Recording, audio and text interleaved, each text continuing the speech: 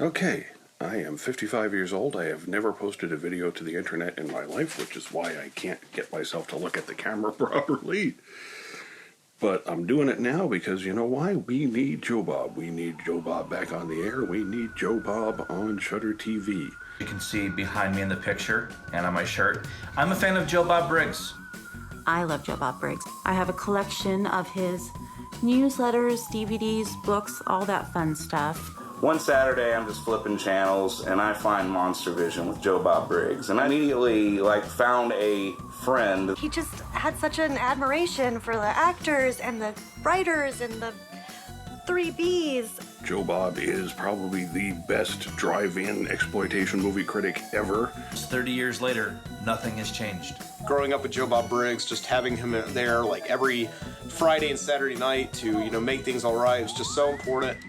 It exposed me to so many great movies. Films that would be snubbed by conventional movie critics. Most atrocious movies I've ever seen, but I still loved it because Joe Bob hosted it. So you feel like, hey, it is okay to like those movies. I would just record that show on VHS. I couldn't get enough Monster Vision. This tape is very old and glitching. If get a fucking 30-year-old tape, and that's the only way you can watch it.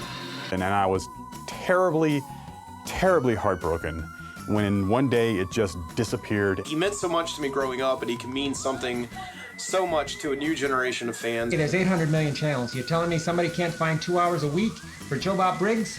Put Joe Bob back on the air. The man's a legend.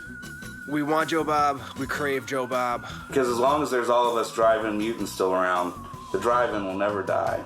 The drive-in will never die. Horror movies never die, laughter never dies, and most of all, the drive-in never dies. More Joe Bob, please, yes.